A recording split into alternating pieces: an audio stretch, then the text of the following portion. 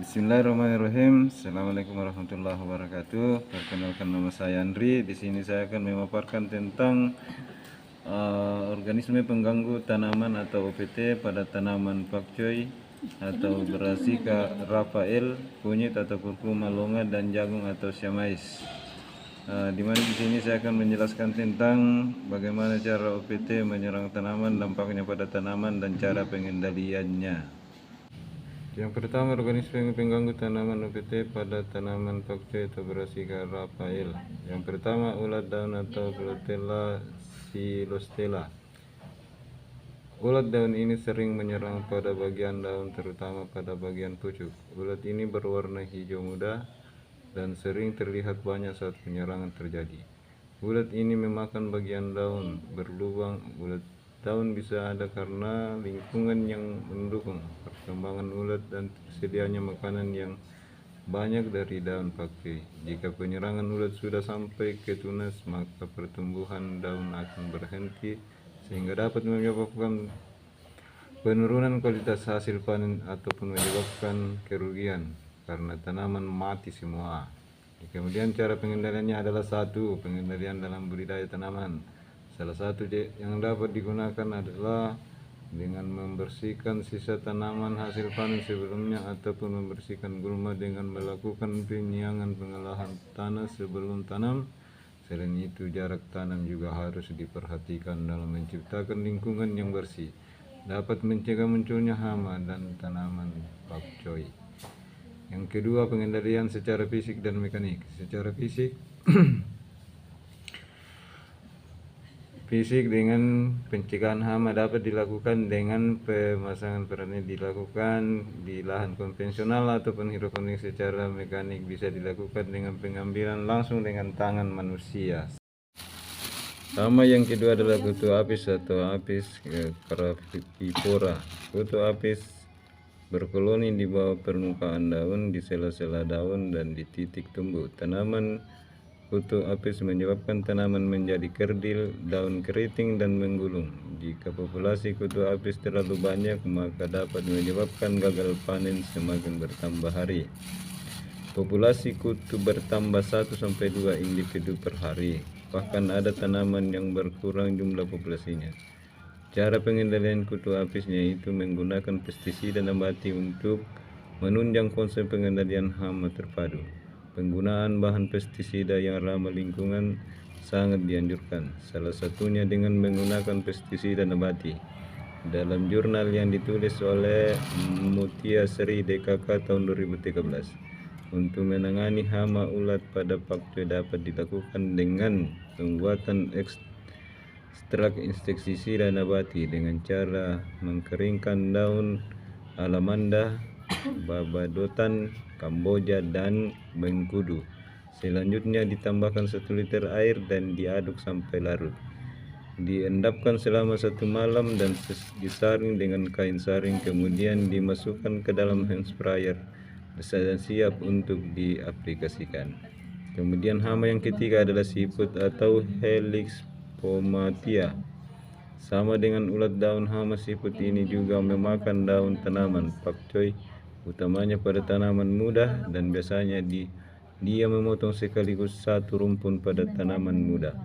Cara pengendaliannya yaitu secara fisik. Pencegahan hama dapat dilakukan dengan pemasangan peranit di lahan konvensional maupun di hidroponik.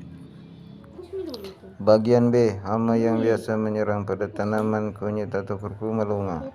Yang pertama adalah ulat daun pada tanaman kunyit. Sebagai pesaing dari cahaya, air, dan hara, gulma perlu dikendalikan terutama pada fase awal pertumbuhan vegetatif atau umur 4 minggu setelah tanam.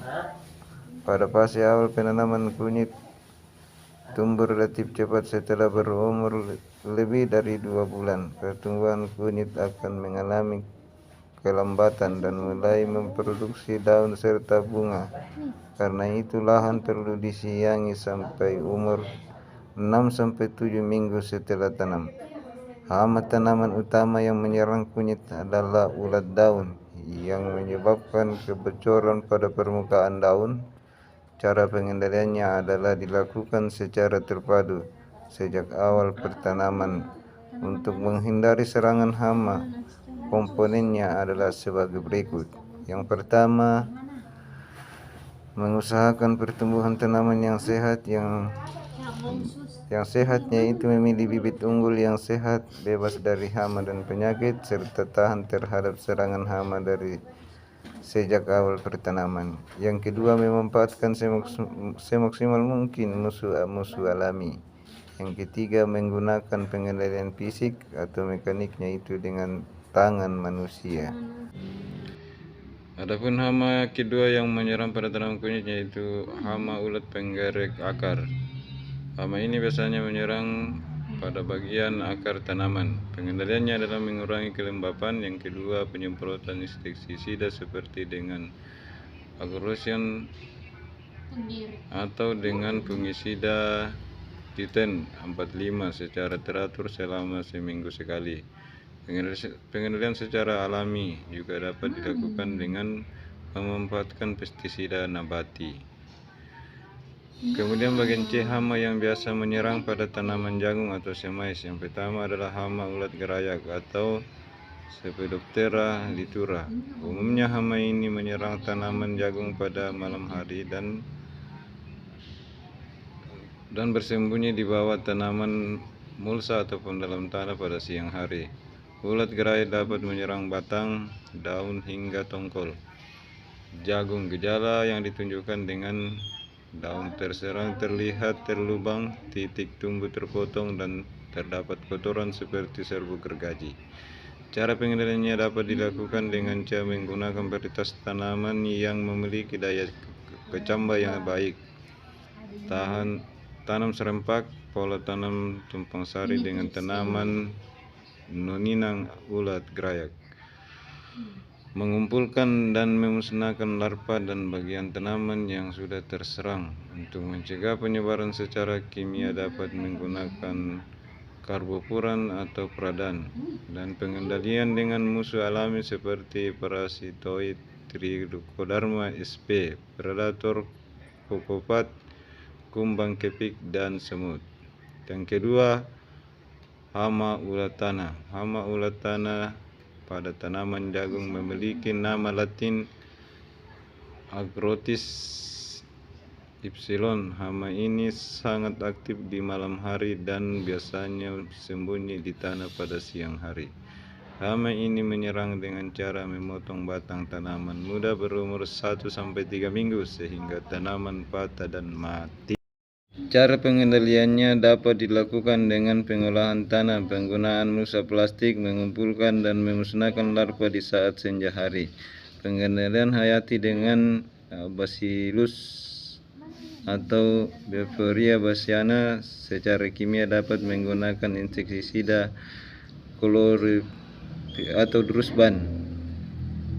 Kemudian yang ketiga adalah hama lalat bibit.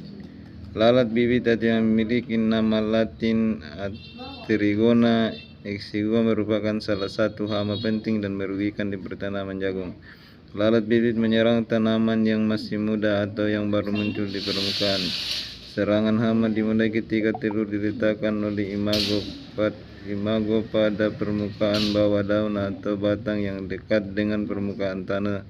Selanjutnya telur akan menetas menjadi larva yang kemudian akan melubangi bagian-bagian batang jagung dan membuat terowongan hingga ke dasar batang atau titik tumbuh tanaman. Hal ini menyebabkan gejala awal yang terlihat adalah berubahnya warna daun dari hijau normal menjadi kekuningan atau klorolis.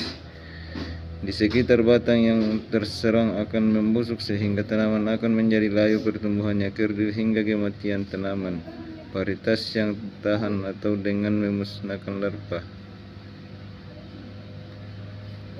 Cara pengendalian dapat dilakukan dengan pergiliran tanaman, penggeseran waktu tanam, penggunaan varietas yang tahan, atau dengan memusnahkan larva telur serangga yang ada pada tanaman. Pengendalian hayati juga dapat dilakukan dengan Trichoderma sp yang bisa memarasit telur, Ophius sp atau Tetracytus sp yang mampu memparasit larva dan Pulluviona japonica yang merupakan predator bagi imago lalat bibit. Selain itu juga dapat menggunakan insektisida kimia dan perlakuan treatment seperti Wingrand 70 WS. Terima kasih.